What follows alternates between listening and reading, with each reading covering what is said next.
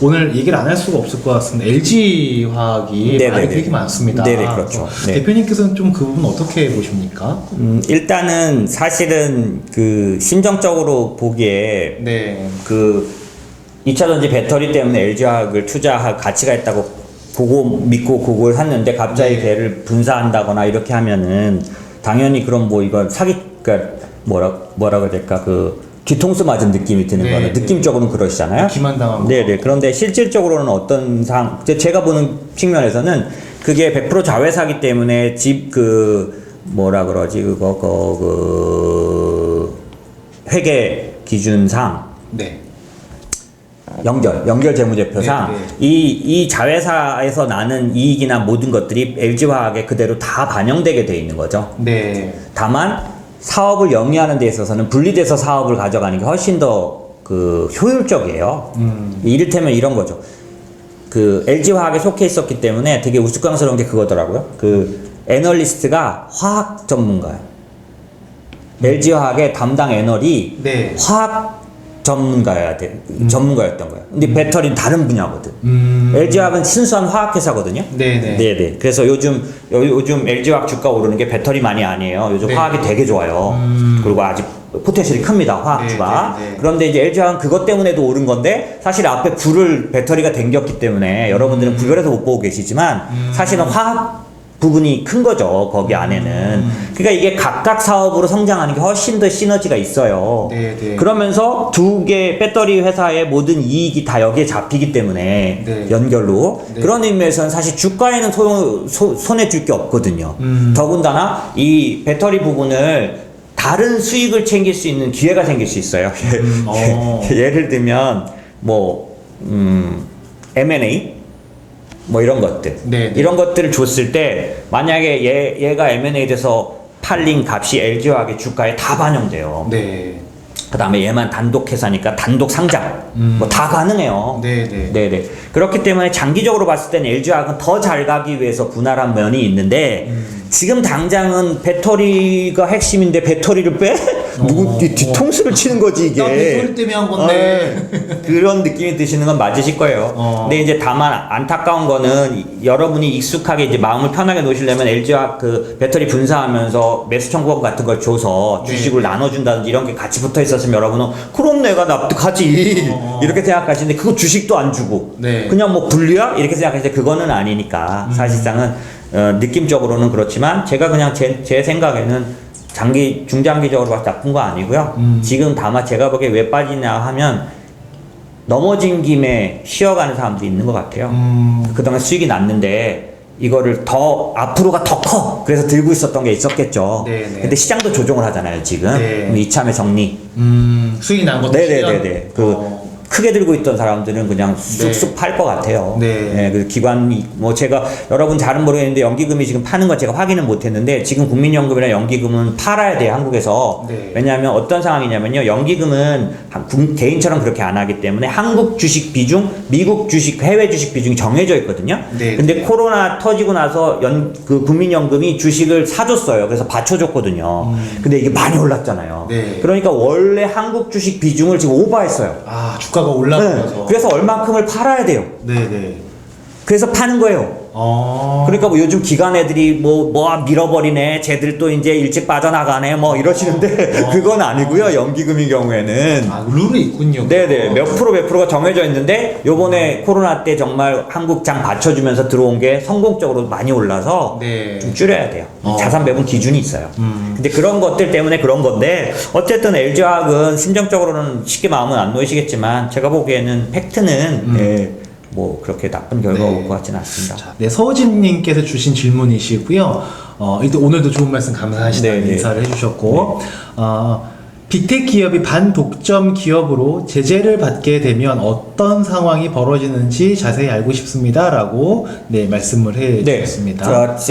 참 뭐 이게 요거는 제가 조금 자세히 들었던 게 한 몇 번 전에 방송에서 네. 그 나스닥이 나스닥의 진짜 리스크는 그거다. 반독점 제재를 네. 받게 되는 거다라 하면서 거기서 조금 다뤘는데요. 말씀 주신 대로 그대로 답을 드리면 반독점의 그 가장 큰 리스크 반독점인데 진짜 이건 정말 폭발했네. 이게 네. 진짜 이거 완전 당했네. 이건 나 폭망이네. 이렇게 되는 건 뭐냐면 분할이에요. 그러니까 독점이란 게 이거잖아요. 네가 이 사업에서 네가 독점이야. 그러면 어떻게 하냐면 분할을 명령해요. 회사를 쪼개는 거죠. 네, 네. 예전에 무슨 에너지? 그 여러 개가 분할돼서 지금 엑소모빌, 쉐보론 뭐 이런 식으로 된 거예요. 원래 그게 반독점 받아가지고. 아, 걔네가 예. 그리고 네. 통신회사 하나는 13개인가로 분할 명령 받았어요. 그래 예전에 아주 옛날 그런 것들이 있는 것처럼 그 분할 명령이 최악이에요. 독점 기업의 그 규제로는. 그런데 그건 일어날 수 없다고 제가 말씀드린 게 여러 번 말씀, 아마존 6개의 업종을 갖고 있어요. 하나하나마다는 독점이 아니에요.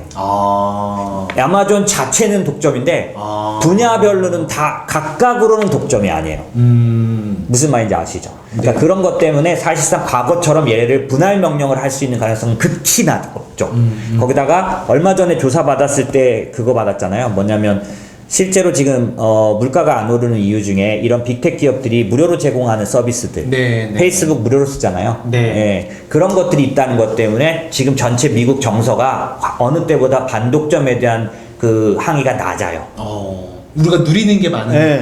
쟤네 규제하면은 안 되지 않니? 그쵸. 그리고 또 다른 거는 야 그러다 중국한테 야, 그러다가 중국한테 먹힐래? 네. 뭐 이런 것들이 있기 때문에 반독점에 대한 그 여론은 굉장히 낮아진 상황이고요. 네. 그러다 보니까 제가 보기에는 벌금 정도, 네. 그 다음에 유럽의 지난번에 제가 이 방송 때 소개해드린 그 미스 텍스 네. 그 장관 있잖아요. 네. 그 사람이 한 게 세금 때리는 거, 구글세 뭐 이런 네, 식으로. 네. 근데 미국 자체에서는 그렇게는 안 할 것 같거든요. 페이스북은 미국 자체 공격을 받는 건데 이런 식으로 공격을 받지만 치명적인 일이 올 것 같진 않고 그동안의 주가가 조정을 받긴 하지만 치명적인 조정은 아닙니다. 그래서 이번에 반독점 이 부분은 제가 보기엔 심각한 팩트는 별로 없던데요. 예, 페이스북 오늘 발표한 걸로 알고 있는데 네. 그렇게 큰 왜냐면 사실 제일 컸던 게 그 얼마 전에 그 청문회 있잖아요. 맞습니다. 온라인 청문회. 네네네네.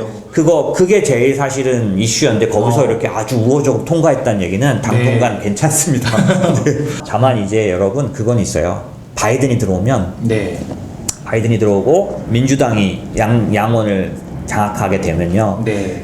바이든이 요번에 내놓은 정책 그 이슈들 중에 빅텍 반독점이 있기는. 그래서 그렇지만 이제 이전에 제가 한번 말씀드리기를 바이든이 지금 유력한 후보가 된 이유는 원래는 지지끌이 했는데 네. 데이빗 워런 그리고 샌더스 이런 사람들이 나는 포기 너한테 내 유권자를 너한테 몰아줄게. 네. 그래서 그 유권자를 다 먹은 거예요. 근데 유권자를 다 먹을 때 법이 있어요. 샌더스의 유권자를 받으려면 샌더스의 주장 중에 몇 가지를 받아들이게 돼 있어요. 샌더스가 했던 정책. 네, 바이든이. 그래서 이번 선거 전에 돌입하기 전에 나는 워런에게는 뭘 받아들일 거고, 샌더스에게서는 뭘 받아들일 거고, 이걸 결정했어요, 바이든이. 그때 가장 극단적인 테크의 반독점을 가장 강조했던 건 샌더스가 아니고, 샌더스는 뭐냐면, 메디케어 포 올, 헬스케어 관련된 그런 혁신을 주장했던 사람이고, 워렌이 반독점에 아주 극단적인 사람이었는데, 다행히도 바이든이 그 극단적인 주장은 리젝 한 상태로 받아들인 반독점 유세를 갖고 있어요. 그러니까 지금 주장하는 것 중에. 그래서 만약에 바이든이 되고 민주당이 양원을 장악하게 되면 반독점에 대한 이슈는 또다시 한번 올라오게는 되어 있습니다. 다만 아까 말씀드린 워런과 같은 그런 식의 아주 그냥 초토화시키는 그 규제는 아니에요. 네. 예. 마지막 질문 하나 네, 더. 좋습니다. 박준영님이 질문해 주신 건데요. 네네. 대표님 말씀해 주신 대로 부양책이 제대로 안 이루어진다면 연준이 할 수 있는 최대한 부양책을 시행할 거라고 했는데 어떤 게 있을까라고. 사실은 지나간 10년 동안 재정정책을 함께 쓰는 그런 부양책이 아닌, 그러니까 모니터리 폴리시 중에서 모니터리 폴리시 1, 2, 3로 나누는데 저희는 1은 금리로만 하던 정책이 수십 년간 시장에 연준이 사용해왔다가 지난 2009년부터 2017년, 18년까지 썼던 걸 저희는 2라고 부르는데 이거는 금리와 양적 완 같이 하는 게 전체로 양적 완화라고 부르는 정책이에요. 그래서 이거는 금리만 내리는 게 아니라 금리도 내리면서 뭐 했냐면 장기채도 사주는. 그러니까 유가증권 매입까지 하는 자산을 매입까지 하는 부양책이었어요. 이번에 3는 말씀드린 것처럼 금리 내리고 유가증권 그 자산 매입하면서 재정 정책까지 쓰기 때문에 이 세 가지를 다 쓰는 게 모니터리 3가 된 건데 지금 말씀하신 건 재정 정책을 빼면 나머지죠. 그러면 말씀드린 것처럼 금리를 더 내릴 수 없기 때문에 지금 실제 금리 얘기한다 그랬잖아요. 네. 이걸 더 강화할 거고요. 그 다음에 자산 매수도 할 수 있기 때문에 실제로 아직 연준법을 개정은 안 했는데요. 주식도 살 수 있도록 고친 데가 일본은행. 일본은행은 연준 중앙은행법을 개정했어요. 네. 그래서 중앙은행이 살 수 있는 자산의 종류를 지금은 미국 연준은 국채와 모기지만 살 수 있습니다. 네. 그래서 회사 채용분에 사는 거는 특별법으로 만들었잖아요. 그래서 방법을 우회적으로 샀어요. 네네. 재무부랑 같이 껴서 한 거고요. 네. 아직 연준이 직접적으로 산 적은 없어요. 네. 그런데 이것도 틀림없이 할 수 있는 영역 안에 들어가기 때문에 법을 개정할 겁니다. 그래서 네. 회사채도 사고 그 다음에 일본 중앙은행처럼 주식도 사서 제가 일본 주식을 이렇게 일본 인덱스 잘 투자 안 하는 이유가 오래전부터 일본은 ETF를 직접 사서 주식시장을 올려놨어요. 누가? 정부가 중앙은행이 중앙은행. 일본은행이 네네네. 일본은행의 양적 완화 정책 중에 ETF를 살 수 있어요. 걔들은. 야. 미국도 법 개정하면 얼마든지 가능합니다. 지금 말씀드린 것처럼 거기까지 갈 것 같다. 올해 초 그 코로나 터지고 얼마 지나지 않았을 때 계속 시장에서 연준이 법 개정할 것 같다. 네. 주식 살 것 같다. 얘기했었잖아요. 거기까지 갈 수 있습니다. 예.